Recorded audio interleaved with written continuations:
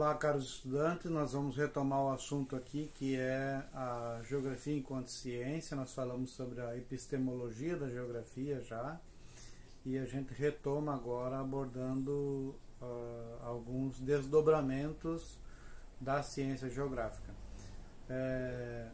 De novo, a gente tem que partir de um princípio que é fundamental em geografia, de entender que nós estamos falando de um planeta que tem a forma esférica. Ele é esférico, ele é próximo do que seria oval ou redondo, né? Então não existe terraplanismo naquilo que nós estamos abordando. Tem que ficar evidente isso para nós entendermos os conceitos que virão, porque nós vamos falar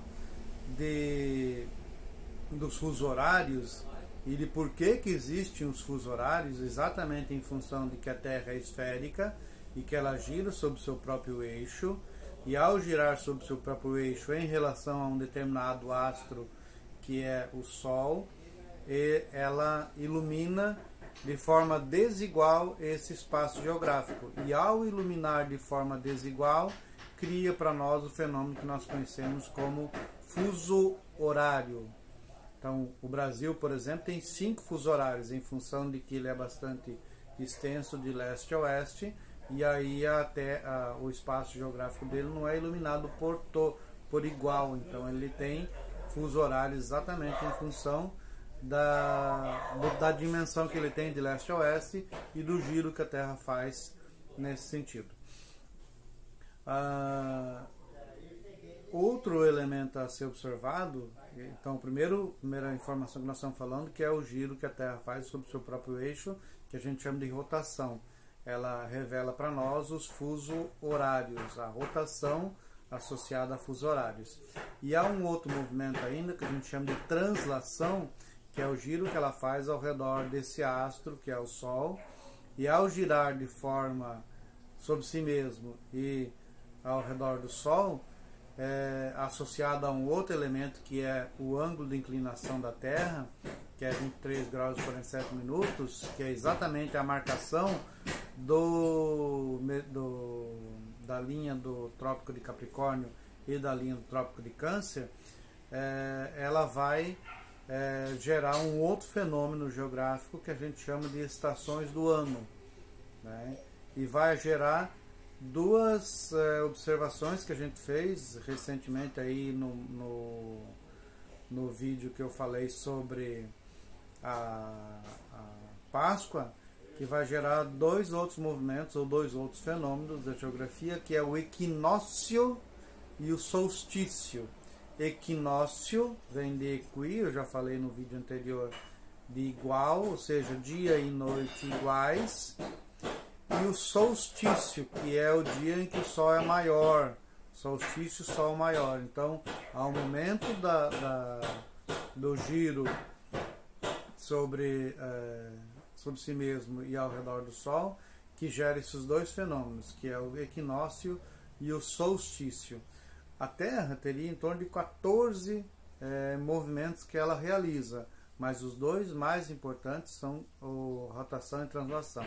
E a translação, nesse caso, associada ao equinócio e ao solstício, revela para nós as 4 estações do ano.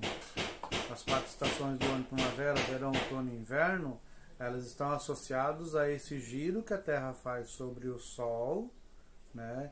Numa órbita, ela está presa a essa órbita, nós estamos presos à órbita do Sol, e essas atrações gravitacionais forte e fraca mantêm a Terra dentro dessa órbita. E ao manter a Terra dentro dessa órbita, revela aquilo que nós conhecemos como estações do ano. Então, as estações do ano, elas, na nossa região especificamente, região subtropical, a região que nós encontramos ao sul do Trópico de Capricórnio, as 4 estações do ano ficam muito evidentes. Há alguns lugares do Brasil em que as estações do ano não são tão evidentes. Você tem mais presença do verão e do inverno, e no nosso caso específico aqui, a presença das 4 estações do ano muito marcada. Por exemplo, nós estamos vivendo agora, nesse momento, o início do outono. A gente já começa a perceber que as noites começam a ficar mais longas e os dias começam a ficar mais curtos. A gente também começa a perceber que há um declínio da temperatura, porque o outono é exatamente aquela fase do ano que a gente está nos aproximando do inverno. Então há um declínio da temperatura e já começa a esfriar mais. A gente já começa a perceber picos de calor durante o dia, dali depois das 10, 11 horas até umas 3, 4 horas da tarde, e a partir de então há um declínio de temperatura, característica de outono, né? E essas características podem ser observadas ao longo do ano desde que a gente faça a observação metódica, que é uma coisa que os seres humanos não têm feito muito mais em função de todas as estruturas tecnológicas que nós temos. A gente tem para o frio, a gente tem o ar-condicionado no quente, para o calor a gente tem o ar-condicionado no frio. Para os momentos de dia e de noite a gente tem as luzes, e aí a gente transforma a noite num dia, né? Então essas construções que o homem fez para atender a sua necessidade acaba fazendo com que a gente não observe mais as características da natureza. É um pouco isso, essa aula de hoje. Fiquem atentos que nós vamos propor atividades logo na sequência. Um abraço.